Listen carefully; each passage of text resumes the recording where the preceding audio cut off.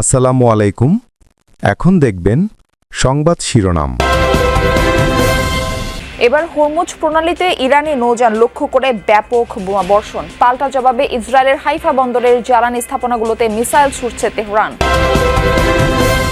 কাল বসছে ত্রয়োদশ জাতীয় সংসদের প্রথম অধিবেশন। ঢালাও সমর্থন আর বিরোধিতার পরিবর্তে গঠনমূলক সমালোচনা নিশ্চিত হবে আইনের শাসন, প্রত্যাশা বিশ্লেষকদের। ঈদ যাত্রার জন্য প্রস্তুত হচ্ছে গণপরিবহন। অতিরিক্ত ভাড়া আদায়ের শঙ্কায় যাত্রীরা, জ্বালানি সংকটে বেড়েছে দুশ্চিন্তা। এখন ঈদের সময় আশা করি এইটা তেলের টাকা দিয়ে মালিককে কিছু দেওয়ার জন্য চেষ্টা করি। যাত্রী অসন্তুষ্ট না হয়, গাড়ির ভিতরে যাতে ময়লা, গ্যাস গন্ধ এগুলো যাতে না থাকে, যাত্রীরা যাতে। ও ইরান জুড়ে হামলা অব্যাহত রেখেছে যুক্তরাষ্ট্র, ইসরায়েল। এবার হরমুজ প্রণালীর বিভিন্ন স্থানে ইরানের নৌযান লক্ষ্য করে ব্যাপক বর্ষণ করেছে ওয়াশিংটন। অঞ্চলটিতে 16টি মাইন বিছানো জাহাজ ধ্বংসের দাবি করেছে মার্কিন সেন্ট্রাল কমান্ড। একাধিক ক্ষেপণাস্ত্র উৎক্ষেপণ সাইটে বোমারু বিমান দিয়ে ফেলা হয়েছে বাংকার বিধ্বংসী বোমা। রাতভর রাজধানী তেহরানে চলছে বিমান হামলা। এদিকে পশ্চিম ইরানে বিভিন্ন সামরিক স্থাপনায় হামলার ফুটেজ প্রকাশ করেছে ইসরায়েলি প্রতিরক্ষা বিভাগ আইডিএফ। তেহরান ও তাবরিজে কমান্ড সেন্টার ধ্বংসের দাবি করেছে তারা। হামলার খবর পাওয়া গেছে কেরমান শহরের একটি এয়ারপোর্টেও। যুদ্ধ শুরুর পর ইরানের 10,000-এর বেশি বেসামরিক স্থাপনায় হামলা চালিয়েছে যুক্তরাষ্ট্র, ইসরায়েল। এ পর্যন্ত প্রাণ গেছে 1300-র বেশি মানুষের।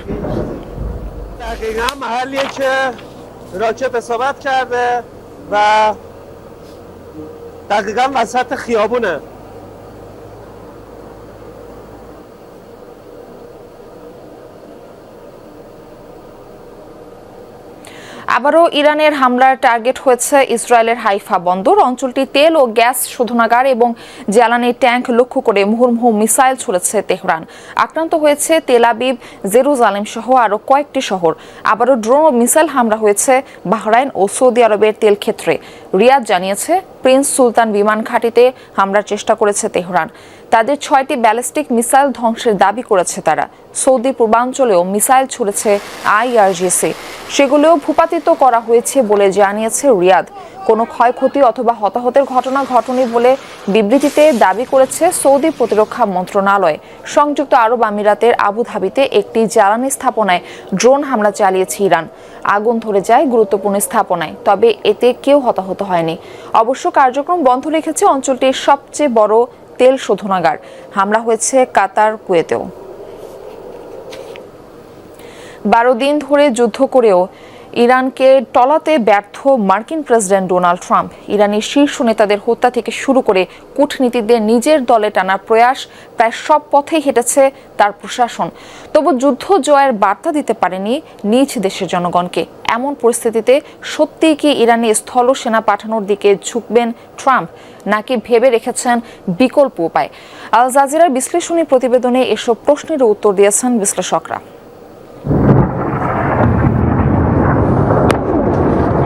ইরান যুদ্ধের বয়স এখন প্রায় 2 সপ্তাহ। এরই মধ্যে দেশটির অন্তত 5,000 স্থাপনায় হামলা চালিয়েছে যৌথ বাহিনী। হত্যা করা হয়েছে শীর্ষ নেতাদের, নারী শিশুসহ বহু নিরপরাধ মানুষ হত্যার শিকার। এত কিছু করেও উল্লেখযোগ্য সফলতা পায়নি মার্কিন যুক্তরাষ্ট্র। আল জাজিরার বিশ্লেষণ বলছে, দীর্ঘদিন ধরে ইরানের ইসলামিক প্রজাতন্ত্রের পতন ঘটাতে খামেনি সহ শীর্ষ নেতাদের হত্যার নির্দেশ দিয়ে আসছিলেন প্রেসিডেন্ট ট্রাম্প।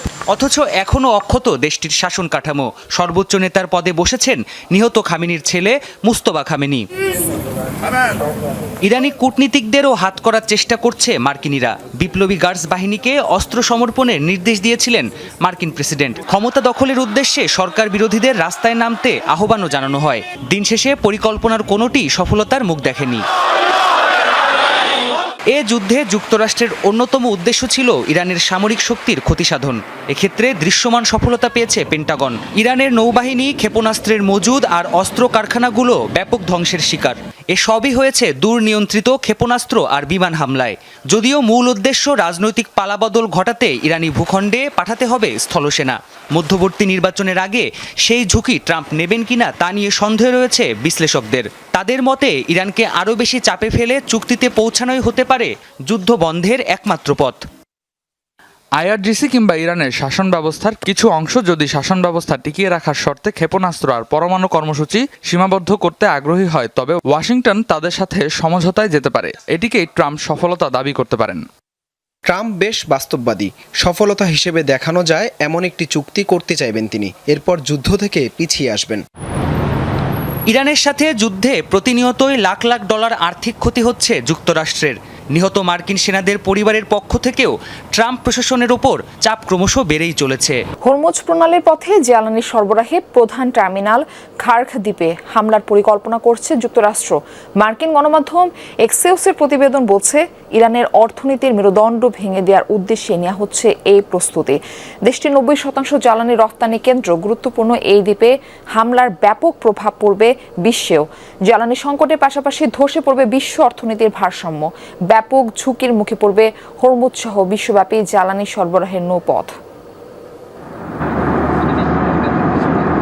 খার্ক আইল্যান্ড বিশ্বের প্রায় 4.5%-এরও বেশি অপরিশোধিত জ্বালানি তেল রপ্তানিকারক ইরানের সবচেয়ে গুরুত্বপূর্ণ টার্মিনাল।